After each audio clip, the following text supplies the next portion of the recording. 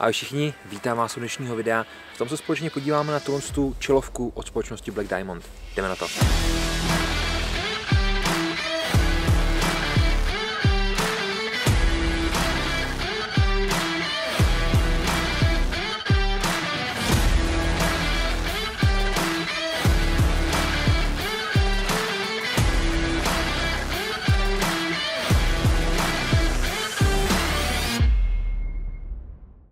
Čelovka Onsite 375 od společnosti Black Diamond je čelovkou, která je vyvinutá především pro horolezce. Samozřejmě těm normálním aktivitám těm to vůbec nevadí, furt si můžu jít na hlavu a jít s tím dělat nějaký dog trekking, můžu s tím jít do lesa, můžu si s tím jít zaběhat, to je úplně v pohodě, ale především je to udělané pro horolezce.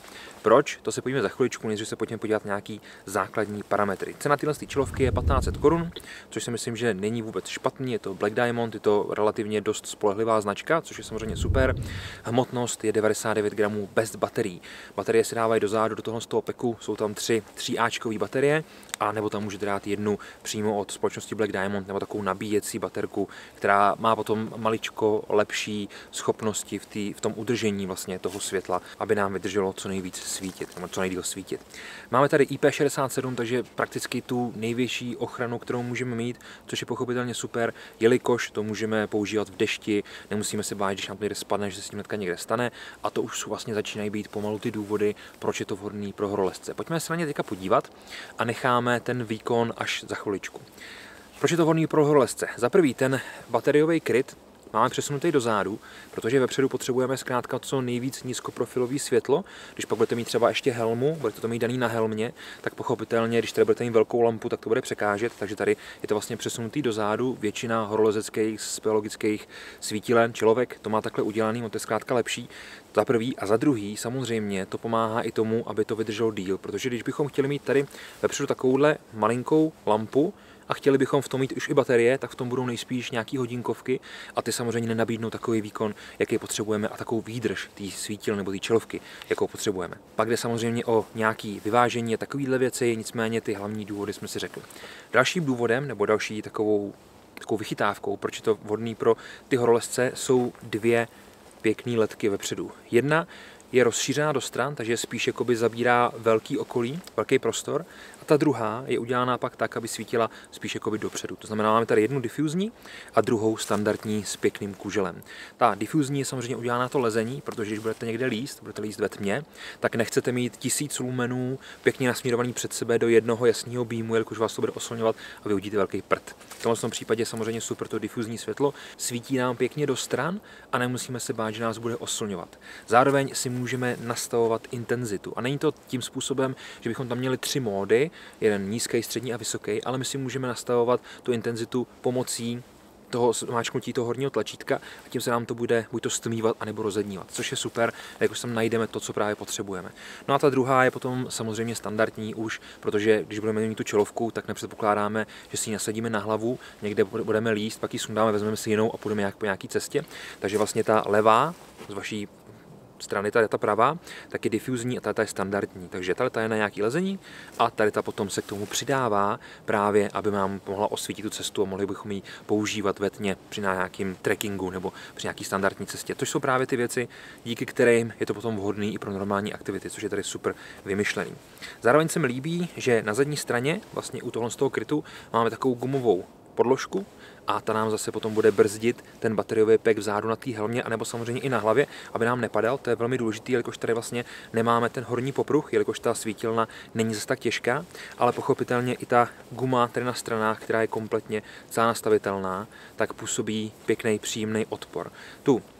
Ten kabel, tady na straně, tak máme ještě připevněný na jedné pozici tak, aby nám to nikdy neodstávalo, a vzadu pak pro napnutí tady máme udělanou tu spirálku, takže si myslím, že konstrukčně je to zvládnutý opravdu velice dobře. Co je taky super, tak vzadu na tom bateriovém peku máme 3 diody, takže ty nám ukazují, jak moc to je nabitý, takže to můžeme díky tomu pohlídat, a pochopitelně to má i dobrý provozní teploty. Někdy od -17 do plus asi 45 stupňů to klidně můžete používat, což je docela dost velký rozsah pro veškeré aktivity, ať už budete někde do Alp zdolávat nějaký vrchol, anebo když budete chtít jít tady třeba normálně někde nějaký bouldering a trošku vám to protáhne třeba do noci.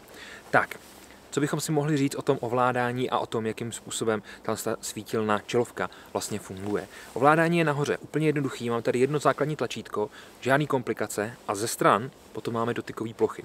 To znamená, že já v okamžiku, kdy to nahoře jednou zmáčknu, rozsvítí se mi to difuzní světlo, protože to budeme používat nejčastěji, takže to je vlastně tohle pěkný vlevo a v okamžiku, kdy chci zapnout spíš to svícení na dálku, tak mi stačí takhle kliknout ze stran a přidá se mi k tomu právě ta pravá dioda. Svítí obě dvě najednou, takže to vlastně zabírá jak strany, tak i tu dálku. Když potom to chci vypnout, nahoře jenom stisknu a vypnu to. V okamžiku, kdy chci měnit vlastně tu intenzitu toho svícení, tak když to mám zapnutý, tak mi stačí jenom nahoře podržet a jak je vidět, tak to začne pomaličku zasínat a na konci, když to je na tom nejnižším, což je nějakých 8 nebo 10 lumenů, tak to jemně problikne a potom zase mi to stačí podržet a se to začne přidávat a nahoře to zase blikne, to znamená, jsem na maximum, jsem na 375 lumenech, dál už to nejde. Další funkce v okamžiku, kdy je rychle nahoře, zmáčknu dvakrát, tak se mi na té pravé straně zapne stroboskop, který mi bliká, říkáme, já jsem nějaký beacon a tady jsem a v okamžiku, kdy tam potom chci dát SOS-ku, tak mi stačí zase stisknout takhle ze stran a jak je vidět 3 tečky, 3 čárky, 3 tečky a krásně mi to může osvětlovat to okolí, anebo samozřejmě značit, kde jsem a značit, že potřebuju pomoc. Poslední taková věc, která ta svítilna umí pomocí toho tlačítka, tak je v okamžiku, kdy já nahoře to podržím na 4 vteřiny, tak se mi ta čelovka takhle pěkně rozbliká a to znamená, že je zablokovaná. Takže teďka v okamžiku, kdy to budu chtít zapnout, tak jak vidíte, tak mě nepustí. To je kvůli tomu, když to máte někde v batohu, samozřejmě tohle tlačítka nahoru se může lehce zmáčknout, hodíte na to nějakou termosku, nějaké věci, nějaký gír na to lezení a v tom okamžiku to klidně můžete spustit omylem. Já to takhle pěkně zablokuju a pak zase 4 vteřiny podržím.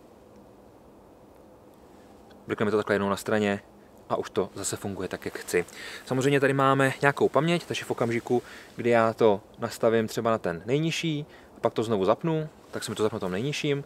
V okamžiku, kdy to vytáhnu ten nejvyšší a vypnu a zase to zapnu, tak mi to zůstane na tom nejvyšším. Což si myslím, že je super. Co potom do těch hodnot, co vlastně tady dokážeme, tak na to maximum, jak jsem říkal, je to těch 375 lumenů, což je taková optimální hranice. Střed je potom nějakých 80 až 180 lumenů. Minimum je potom 8 lumenů. Na ten maximum to dokáže svítit asi 4,5 hodiny a na to minimum nějakých 71 hodin. Když tam máte potom v tom tu nabíjecí baterku, tu lionovou baterku zkrátka, tak to vydrží potom do nějakých 10, spíš 15% ještě víc, což je samozřejmě super a když vlastně budete mít úplně na to maximum to puštěný, tak po těch nějakých 4 hodinách se vám to samo stlumí na tu nejnižší hranici, což je potom taková rezerva a na té to zůstane nějakých 10 až 16 hodin, záleží potom, jak jsou na tom ty baterky kondičně samozřejmě. Tak, přátelé, co říkáte na tu čelovku? Za mě pěkně vymyšlená, líbí se mi to dotykové ovládání, můžete používat klidně v rukavicích a víte vždycky, že vám to začíná takhle cvaknout ze stran a v pohodě to máte zapnutý nebo nějakým způsobem přenastavený, což si myslím, že je super. Líbí se mi to smívání a to rozednívání, to je opravdu dobře udělaný a samozřejmě konstrukčně je to Black Diamond, který asi nečekáme od nich žádný podpásovky, takže je to úplně v pohodě. No, přátelé, děkuji vám za vaši pozornost, tohle to byla čelovka On-Site 375 od společnosti Black Diamond na kanálu Topar Shopu. Mé jméno je Lukáš a já se s váma pro dnešek loučím. Mějte se krásně a někdy příště. Ahoj.